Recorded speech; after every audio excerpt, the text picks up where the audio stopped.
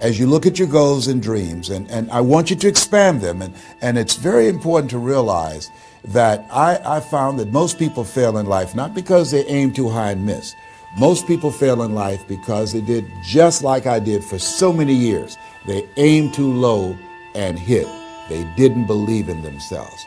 So I want you right now, as we begin to think about the lessons and all the things that you've experienced and all of the comments and stories and strategies and lessons that you've had, I think it's time to revisit and look at your goals and dreams, and let's raise the bar. I remember as a kid, we would be in the backyard and we would play jump, and somebody would get on one side of the stick, my sister and then my brother, we would run and we'd jump over it. And then they say, raise it up a little bit higher. We have to back up and we would run and we'd jump over it again. And then we say, raise it up a little higher. And the higher it got, we had to begin to change our approach and how we were going to get over the bar.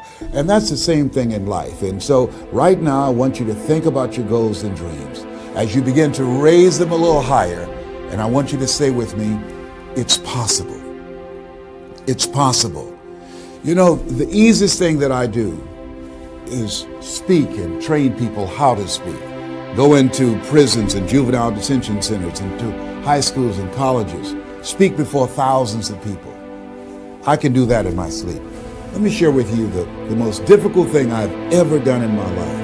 And it took me years to do. And that was to believe that it was possible.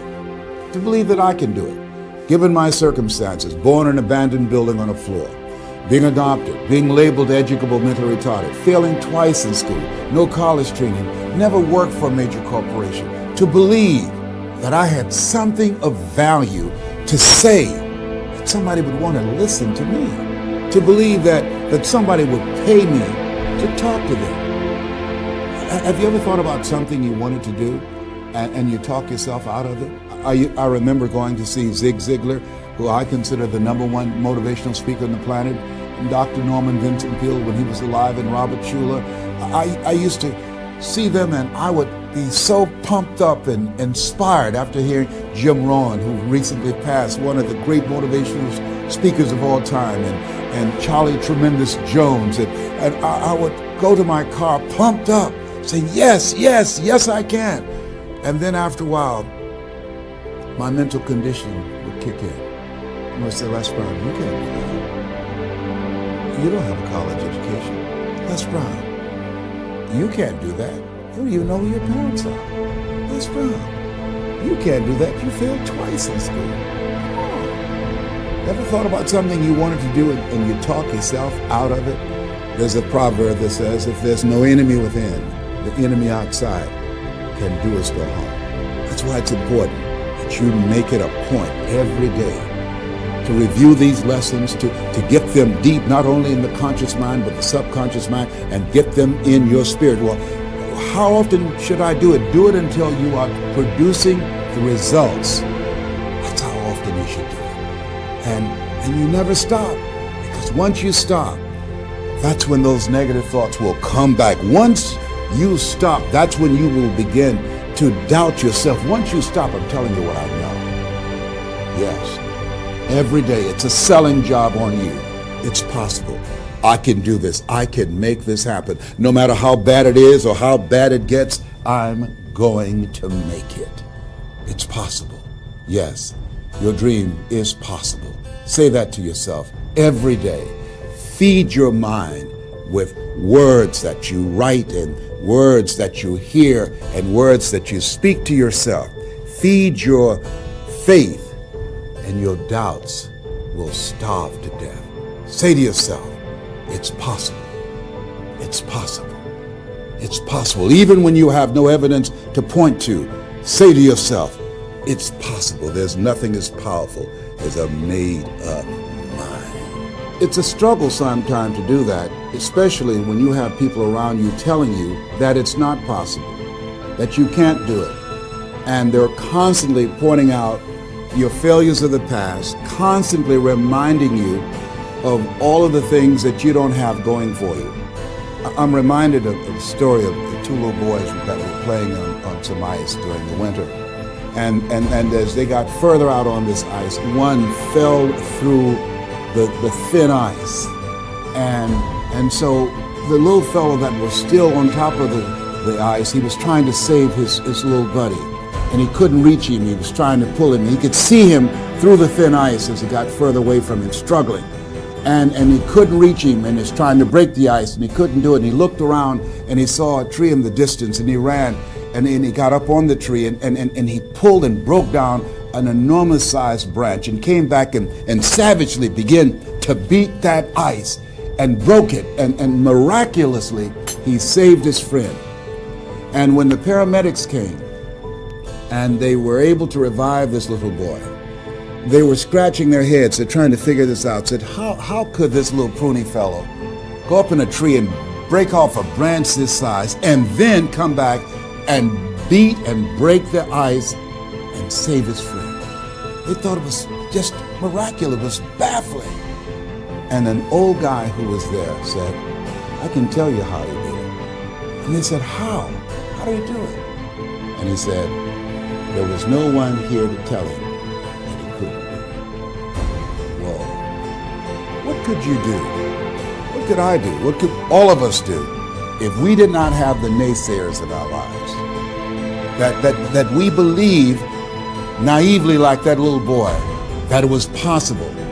What would you do if failure was not on the table? Do you realize that 87% of people allow the fear of failure to outweigh their desire to succeed because they've been convinced by the evidence, by being practical, by being logical, by being realistic. I did that. Leslie, yes? You're going to speak for corporations? Yes. Leslie, do they have a college education? Yes. Do you? Wesley, you know that I don't have a college education. Leslie, are these people experienced? Yes. Are there people with PhDs and MBAs that they could choose rather than choose you? Yes. So you don't have a college education. You have no experience. You're talking about becoming a speaker, and they're going to reach over people with PhDs and MBAs and years of experience and choose you. Are you being realistic? Come on, Leslie. Come on, Leslie. You can't do this. My brother, he's a wonderful person. And he constantly reminded me that I couldn't do what I'm doing now. But that really wasn't the bad part. The real bad part was I convinced myself that I couldn't do it. Not only because of those things that he pointed out, being practical and realistic, but also that within myself, I didn't believe what Mike Williams, my mentor, said was possible for me. Have you ever had somebody who believed and saw something for you that you didn't see for yourself? And here's how I escaped that. I discovered that sometimes you have to believe in somebody's belief in you until your belief kicks in. So here's what I am believing for you. The goals that you right now have, the things that you have envisioned for yourself, this is a reflection, what you've done thus far and what you are engaged in doing. It's what's possible for you right now. But there's even more. You don't even know what's in the future. Eye has not seen, ear has not heard. If you believe in yourself, if you constantly remind yourself after every defeat, after every setback, every time you get knocked down, I've got a saying, if life knocks you down, try and land on your back, because if you can look up, you can get up. See, a lot of people, because of failure, they stop believing. Let me share something with you. You will fail your way to success. Yes. 8 out of 10 millionaires have been financially bankrupt. You will fail your way to success.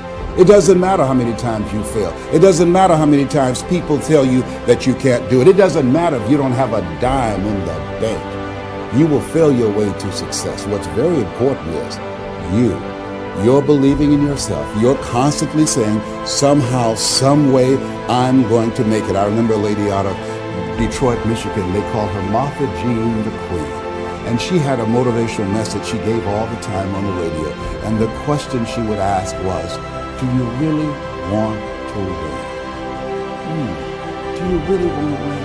And she said, if you really want to win in life, you've got to believe in yourself when no one else does. You've got to believe in yourself. See, it's easy to believe in yourself and to have faith if you have a good bill of health, if your relationship is working out fine, if you have money in the bank, if you have a secure job, if your mortgage note is paid current, if the children are acting like they have good sense.